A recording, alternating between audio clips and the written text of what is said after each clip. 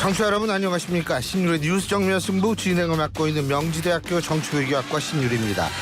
대통령실은 오늘 푸틴 러시아 대통령이 조만간 북한을 방문할 것이라고 밝혔습니다.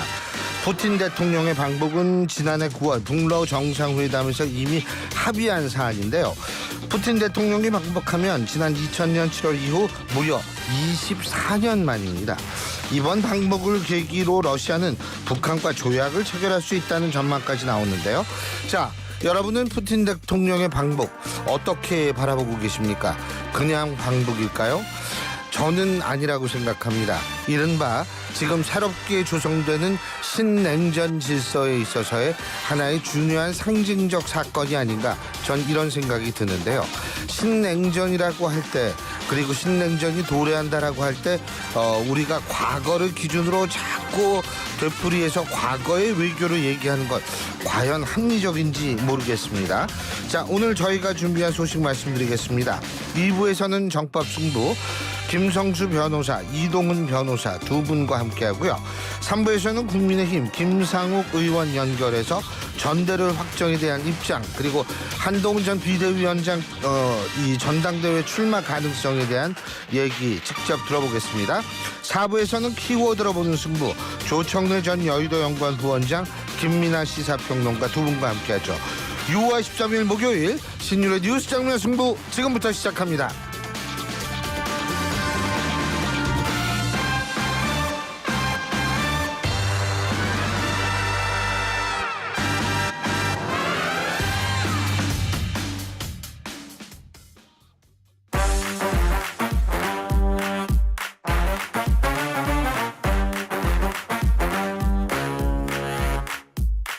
언제나처럼 오늘 하루 중에 있었던 정치 뉴스 여러분들께 말씀드리고 함께 생각해보는 뉴스 인앤아웃으로 시작할 텐데요. 오늘도 YTN 이우영 아나운서와 함께하겠습니다. 어서 오십시오. 안녕하십니까. 예. 이우영입니다. 혹시 그 보험회사 광고 같은 거 얘기 안 해봤죠? 빨리 막 읽는 거. 네, 아직 안 해봤습니다. 그죠? 네. 야, 근데 그거 물론 빨리 돌리는 거겠지. 빨리 읽는 건 아닐 거예요. 그죠? 근데 뭐 하면 할 수 있지 않을까요? 아, 한번 해봐요. 그럼 네. 오늘. 왜냐면 오늘 22분까지 해야 되거든요. 네. 그러니까 한번 그런 방식으로 해가지고 빠르게 이 얘기를 해보세요. 누구보다 빠르게 남들과는 다르게 비트 위를 타는 나그네처럼요. 그렇죠, 네. 그렇죠. 네. 어유, 소질 있어요. 야, 근데 나도 젊을 때에는 네. 말 막 빨리 할 수 있었는데 네. 나이가 드니까 말이 빨리 안 나오더라고. 그게 왜 그런지 모르겠어요. 젊었을 적에 힙합도 좋아하셨나요? 우리 때는 힙합이라는 장르가 없었죠. 흥부가 기가 막혀 흥부가. 여기요. 네. 그렇죠. 아우리랑 뭐 이런 거 네. 있잖아요. 네. 예. 참. 오늘 저희가 이게 왜 짧냐면 정법승부에서 할 얘기가 많아가지고 짧은 거예요. 네. 예. 뭐가 돼요, 근데? 그렇습니다. 여러분 정면 승부에 의견이 있으신 분 혹은 정법 승부에 의견이 있으신 분들은 샵 연구소 우물정 공구서로 문자 보내주시면 됩니다. 긴 문자 100원, 짧은 문자 50원의 정보 이용료가 부과됩니다. 아니, 그 왜 의견이 이의처럼 들리지 소리가? 제가 좀 귀가 이상한가요? 유리 의랑 네. 이상하네. 네. 예, 오늘 어떤 얘기부터 해볼까요? 국민의힘 전대 룰과 관련된 소식, 전당대회 관련된 소식들을 한번 살펴보겠습니다. 국민의힘이 다음 달 전당대회에서 당원 투표 80, 국민 여론조사 20%를 합산해서 차기 대표를 선출하기로 오늘 결정을 했습니다. 당원 투표 70, 여론조사 30 등 당원 당규 특위가 추린 두 가지 개정안 중에 이제 당원 투표 80, 여론조사 20으로 이제 의결이 된 건데요. 지난해 있었던 3.8 전당대회를 앞두고 만들어진 당원 투표 100% 규정을 1년여 만에 고쳐서 여론조사를 20% 반영하기로 한 겁니다. 다시 반영되기는 했지만 과거 적용됐던 여론조사 30%는 못 미치는 수치고요. 김민전 수석 대변인은 비대위원 다수가 80-20% 안을 선호했다라고 하면서 민심 비중을 한꺼번에 크게 움직이는 것이 제도의 안정성을 무너뜨리는 게 아니냐는 의견이 있었다 설명을 했습니다. 총선 패배 후 당 개혁이 첫 번째 과제인데 마치 전대룰의 당심을 많이 반영하는 것이 문제인 것처럼 해서는 안 되는 것 아니냐는 생각도 있었다 이렇게 전했고요. 이 변경된 전당대회 룰은 반영한 당헌당규 개정안은 오는 19일 상임 전국위원회를 거쳐 확정이 됩니다. 자, 이렇게 바뀐 전대 룰에 이 전당대회에 한동훈 전 비대위원장이 출마한다는 소식이 연일 나오고 있는데요. 사실상 당대표 출마를 결심을 굳히고 다음 주 중 출마 선언을 할 가능성이 있는 것으로 알려지고 있습니다. 어제 한 전 위원장과 가까운 인사라고 알려진 분이 모 언론과의 통화에서 최근 주변 인사들에게 본인이 출마하는 것에 대해 어떻게 생각하느냐는 취지로 의견을 묻고 있다라고 이야기했고 사실상 마음을 굳힌 것 같다 이렇게 이야기를 하고 있는 상황입니다. 또한 지난 총선 때 자신이 영입한 인사들과도 최근에 만나면 당 상황과 관련한 이야기를 나눴다라고 이야기를 하고 있는 상황이고요. 앞서서 국민의힘 당헌당규 개정특별위원회 당대표가 사실상 전권을 갖는 현행 단일지도 체제를 유지하기로 결론을 내렸습니다. 이것 역시 한 전 위원장 출마 결심에 영향을 미친 것으로 지금 해석이 되는 상황인데요. 여당이 전당대회를 변경을 했고요. 한동훈 위원장 당대표 선거에 출마할 것으로 보이는 상황입니다. 이 소식 뉴스인 부탁드리겠습니다. 지금 민주당 같은 경우에는 25%예요. 여론조사가. 근데 뭐 여론조사 비율이 반드시 높다고 뭐 이것이 개혁을 의미하는 것도 아니고 그런데 단지 이제 이번 총선의 패배의 원인 중에 하나가 대통령의 불통 뭐 이런 얘기가 많이 나오면 사실 당이라도 제가 볼 때는 조금 소통의 이미지를 주는 것이 더 좋지 않을까 이런 생각이 사실 드는데 그리고 사실 20이나 30이나 큰 차이 없거든요. 여론조사 반영 비율. 뭐 제가 뭐 국민의힘 당원도 아닌데 이래라 저래라 하는 거는 아닌데 좀 그런 의미에서 좀 저는 30으로 해도 큰 문제는 없지 않을까 이런 생각이 들기 때문에 드리는 말씀이고 뭐 제가 한 가지 이우영 아나운서가 한동훈 위원장이라면 이번에 출마하겠어요 안 하겠어요? 예? 왜? 정말 생각지도 못한 질문이어서 퀴즈는 아니고 당혹스럽네요. 질문. 네. 출마할 할 거예요 안 할 거예요? 저는 잘 모르겠습니다. 예, 네. 항상 이런 태도를 취하는 것 이우영 아나운서가 여우 같은 걸까요? 1번, 2번 현명한 걸까요? 3번 아무 생각이 없는 걸까요? 4번 보고 배운 겁니다. 누구한테? 저는 대답을 하지 않겠습니다. 그래요? 정치에 관심이 많구나. 예. 근데 한동훈 위원장이 왜 나와야 되느냐, 뭐 좀 쉬었다 나오면 안 되느냐 이런 얘기들 많이 하는데 저는 제가 한동훈 위원장이라면 이번에 나갑니다. 왜? 사실 윤석열 대통령의 지지율이 굉장히 높고, 그래서 야, 정말 이분이 정치를 잘하는구나라는 평가를 받으면 이 검사라는 타이틀 자체가, 전직 검사라는 타이틀 자체가 걸림돌이 되지 않을 거예요. 근데 앞으로는 전 윤석열 대통령 지지율이 뭐 오를 수 있다고는 생각하지만 지금 기준으로 본다면 검사 출신이라는 게 사실은 한동훈 전 위원장한테는 일종의 걸림돌이 될 수가 있거든요. 그러면은 어떻게 해야 되느냐? 이론적으로 따지면 이미지도 소모가 되기 때문에 지금 나오면 안 되지만 중요한 건 지금 차라리 나와서 당대표를 하든 뭐를 하든 계속 노출이 되면은요. 사람들이 한동훈 위원장 딱 보면 이 사람 검사 출신이 이 생각보다는 이 사람 당대표 했었지 뭐 했지 이런 생각을 하게 되거든요. 그러니까 마치 우리가 홍준표 시장이나 유상범 의원이 이런 분들을 검사 출신으로 생각하지 않는 거하고 똑같은 거예요. 그렇기 때문에 그래서 한동훈 위원장이 이번에 나오는 것이 개인이 정치를 할 거면 저는 오히려 합리적 선택이다 이런 생각을 하는 거죠. 그래서 뭐 나올지 안 나올지 모르는데 뭐 제가 나온다는 건 아닌데 오늘 그래서 이 3부에서 이 한동훈 위원장과 만났다는 얘기도 있고 뭐 이런 분이죠. 국민의힘 김상욱 의원하고 저희가 인터뷰가 준비되어 있습니다. 제가 단도직입적으로 직접적으로 물어볼 겁니다. 그러니까 여러분 많은 기대 부탁드리겠고 또 이 소리 듣고 이분 또 인터뷰 거부하는 거 아니에요? 예?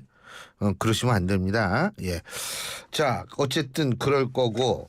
그래서 뭐 한동훈 위원장 나오긴 나오겠죠. 근데 한동훈 위원장이 나온다면 8대2든 7대3이든 그거 큰 의미 없어요. 예. 근데 5대5가 되면 달라지죠. 유승민 의원 전 원내대표가 나올 가능성이 생기죠. 그래요. 뭐 5대 5면 누가 오죠? 누가 오냐 하면 누가 올까요? 네. 자, 다음 소식 살펴보도록 하겠습니다. 자. 오리고기 좋아해요? 네. 네. 예. 국회 상임위원회 위원장 배분 문제를 두고 여야가 대치를 이어가고 있는 가운데 오늘 본회의가 무산이 됐다는 소식입니다. 자, 이에 따라 이미 민주당 등 야당이 11곳을 선출을 했죠. 이 제외한 나머지 7곳의 상임위원회 위원장 선출은 다음 주로 미뤄질 전망입니다. 여야 관계자 모두 오늘 본회의를 열긴 어려운 상황이다라고 언론과 통화해서 이야기를 했고요. 국민의힘 관계자의 경우 민주당이 전향적인 입장을 내지도 않은 상황에서 여당이 본회의장에 들어갈 이유가 없다라고 말을 했습니다. 야권이 지난 10일에 단독회의를 열었죠. 이미 핵심 상임위를 차지한 상황입니다. 7개 상임위원장을 여당에 배분하는 것은 거대 야당의 독주에 들러리를 서는 것과 같다면서 협상에 응하지 않겠다는 게 국민의힘의 입장이고요. 이에 맞서서 민주당 관계자는 당장 지금이라도 국민의힘이 7곳의 상임위원장을 선출하겠다고 하면 민주당도 본회의에 들어갈 것이다 라고 말을 했습니다. 자, 민주당 일각에서는 여당이 불참할 경우 우원식 국회의장이 야당만으로 본회의를 열어야 한다 이런 주장도 나오고 있는 상황입니다. 투표를 강행해서 18곳 상임위 모두를 야당 쪽으로 가져오는 방안도 검토해야 한다 이런 건데요. 그러나 우 의장은 여야 간 합의를 통해서 상임위원장 배분을 완료한다는 방침에 따라서 다음 주까지 계속 양측에 대한 조율 작업을 이어갈 전망이라고 합니다. 주말에 본회의를 여는 것도 무리해 보인다라고 이제 국회 관계자가 이야기하기도 했는데요. 22대 국회 시작부터 삐걱이고 있습니다. 나머지 7개 상임위원회 위원장 선출 다음 주에 이뤄질 것으로 보이고 또 뭐 어떻게 될지는 모르겠습니다. 그 사이 여야 사이의 타협의 가능성 어떻게 보시나요? 저는 굉장히 궁금한 게 있어요. 우원식 의장이 이런 얘기를 했거든요. 국회법을 지키는 게 중요하다. 그런데 이미 6월 10일까 10일이 지나고서 아직 상임위 구성이 완성이 안 됐기 때문에 이미 국회법은 못 지키게 된 거예요. 그런데 국회법 지킨다는 명분으로 지난번에 11개 상임위를 다 뚝딱 해채우지 않았습니까? 근데 어차피 지금 못 지킨 거 아니에요. 근데 그러면은 아예 지금이라도 빨리 어떻게 해야죠. 사실은 지금도 늦은 거죠. 그러니까 본인이 주장했던 명분을 저는 스스로 지금 없애는 거 아닌가 이런 생각이 들고요. 두 번째는 뭐냐면 그렇게 합의를 중요시 하신다면 왜 지난번에 좀 합의를 그렇게 중요하게 생각하시지 이런 생각이 들어요.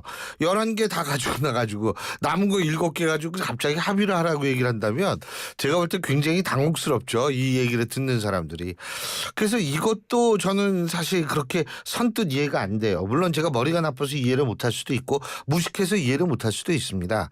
그런데 그냥 전 제 수준에서 볼 때에는 지금 이런 모든 워딩이라든지 명분이라든지 행위들이라는 것이 선뜻 이해할 수가 없다라는 겁니다. 그래서 우원식 의장이 지금 저는 무슨 생각 그러니까 이게 물론 전 우원식 의장이 절대로 그렇게 생각한다는 게 아니에요. 그냥 제가 자칫하면 이런 오해를 받을 수 있다는 건데 뭐냐면 민주당이 가져갈 거 일단 다 챙겨놓고 나머지는 나는 이렇게 합의를 중시하는 이미지를 준다라는 오해를 받을 수 있다는 거죠. 근데 이런 오해를 받을 경우에는 사실 국회의장 우리나라 의전 서열 2위의 국회의장으로서는 저는 그다지 좋은 이미지를 갖기는 힘들 거라는 생각이 들어요. 차라리 그냥 하는 게 뭐 그런가 보다 하죠. 갑자기 합의를 중시한다라는 식으로 얘기를 하면 좀 당혹스럽죠. 그리고 국민의힘도 사실 마찬가지예요. 지금 일부는 민생을 위해서 우리가 7개라도 받아야 한다라는 건데 전 받든 안 받든 그거는 상관없어요. 하지만 이번 총선에서 국민의힘에게 표를 던졌던 45%의 유권자들, 투표한 유권자들의 어떤 그런 생각도 좀 해야 돼요. 뭐 던져주는 거 받는 게 그러라 국민의힘 찍은 거 아니지 않냐 이런 목소리도 나올 수가 있는 거고요. 그리고 그거 받아서 과연 얼만큼 민생을 잘 챙길 수 있을지 저는 그것도 잘 모르겠어요. 그리고 뭐 일부에선 그런 얘기가 나옵니다. 아니 국민의힘 의원들 중에 하나도 말이야 11개 그렇게 자신들이 단독으로 가져간 거에서 항의 한번 제대로 못하고 자신들 같으면 단식이라도 하고 말이야 뭐 촛불에 들고 광화문이라도 나갈 텐데 라고 얘기하는 경우도 있는데 그 얘기를 그렇게 하라는 것보다는 그만큼 지금 국민의힘의 어떤 그런 반응이 보는 사람으로 하여금 미온적이다라는 느낌을 주고 있다라는 거죠. 그래서 저는 사실 국민의힘도 잘 이해를 못하겠고 우원식 의장도 도대체 이게 무슨 의미인지 저는 진짜 이해를 못하겠어요. 예.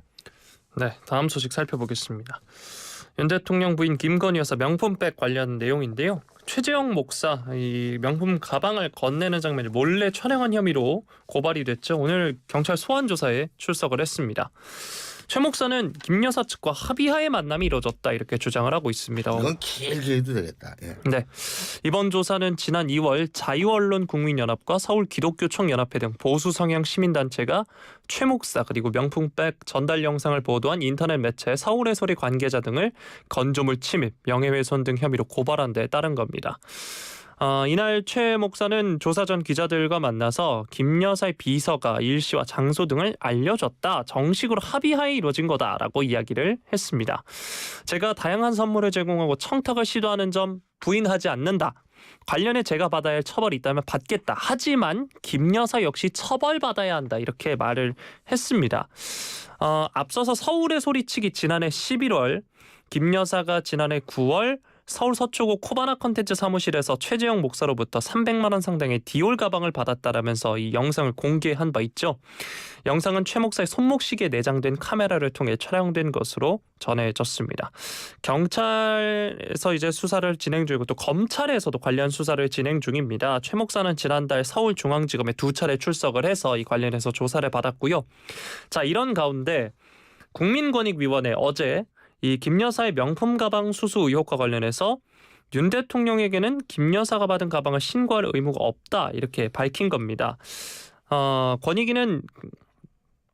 권익위 입장들 한번 살펴볼 텐데 기자들과 만난 정승윤 권익위 부위원장 겸 사무총장이 이렇게 이야기했습니다. 대통령의 직무 관련성을 고려할 때 이번 사건에서 대통령의 신고 의무는 없다. 대체로 다수 의견은 명품 가방 선물이 대통령과 직무 관련성이 없다는 것이다. 이렇게 이야기를 했습니다. 김 여사가 이 최 목사로부터 명품 가방을 받아 청탁금지법을 어겼다는 신고에 대해 사건을 수사기관 등에 넘기지 않기로 이제 권익위가 종결을 한 건데요. 청탁금지법을 어긴 게 아니냐는 지적에 대해서 이렇게 이야기를 한 겁니다. 자, 현행 청탁금지법 살펴보면 이게 이제 흔히 김영란법이라고 얘기하는 겁니다. 청탁금지법이. 공직자의 배우자, 공직자 직무와 관련해 금품을 받아서는 안 되고 그 배우자의 금품 수수 사실을 알고도 신고하지 않은 공직자 3년 이하의 징역 또는 3천만 원 이하의 벌금을 받게 된다고 합니다. 하지만 이게 대통령의 직무 관련성이 없다. 그리고 신고 대상도 아니라는 게 이 권익위의 설명인 거고요. 만약 직무 관련성이 있더라도 대통령과 그 배우자가 받은 금품은 수수 즉시 국가가 소유하는 대통령 기록물로 지정이 되고 특히 외국인으로부터 받은 금품은 직무수행의 범주에 허용된다라고 권익위가 판단을 했습니다. 자, 이에 대해 최 목사가 굉장히 분노했다라고 이야기했는데 권익위가 저를 한 번도 서면 대면 조사하지 않고 6개월을 보냈으면 하필이면 대통령 부부가 해외 순방을 간 날 급하게 종결처를 했다는 소식을 듣고 분노했다 이렇게 말을 했고요. 제가 외국인이라 신고 대상이 아니란 권익위 답변은 해당 조항을 잘못 해석한 것이며 당시 저는 선물을 전달했을 뿐이지 선물의 소유권, 언론사에 있기 때문에 이 역시 잘못된 법리적 해석이다라고 말을 했습니다. 또 보면 권익위는 사건을 종결 처리하는 과정에서 대통령의 헌법상 불소추 특권을 고려했다고도 밝혔는데요. 헌법상 불소추 특권이 있는 대통령에 대해서는 애초에 수사 이첩 처분을 내릴 수 없다고 판단한 겁니다. 네, 이 권익위는 최장 90일로 정해진 조사 기간을 3개월 가까이 넘기기도 했고요. 지난해 12월 19일 김 여사 사건을 참여연대가 신고한 후 6개월 만인 지난 10일 김 여사 사건 종결을 발표한 권익위입니다. 자, 한편 보수 언론들까지 사설 등을 통해서 권익위를 지금 강하게 비판을 하고 있는데요. 중앙일보의 경우 대통령실 눈치만 본 맹탕 명품백 언론이다 이렇게 질타를 했고 동아일보도 배우자에게는 금품을 주면 괜찮다는 것이냐고 비판을 했습니다. 조선일보의 경우에는 권익위의 명품백 조사가 논란을 더 키웠다 이렇게 지적을 했는데요. 권익위 결정에 대해 정말 여러 말이 나오고 있는 상황입니다. 이 소식 뉴스인 부탁드리겠습니다. 일단은 뭐 최목사라는 사람이 어떤 얘기를 했는지 그거는 뭐 본인 그냥 혼자 본인 얘기는 건 뭐 딴 데 가서 하는 거고, 저는 근데 이 문제가요, 이 정치라는 게 이 인식 영역에 관한 문제거든요. 인식의 영역에 관한 문제인데 과연 이런 권익위의 결정이라는 게 국민의 눈높이에 맞을 수 있을 것인가? 전 이 부분에 대해서는 역시 의문을 갖습니다.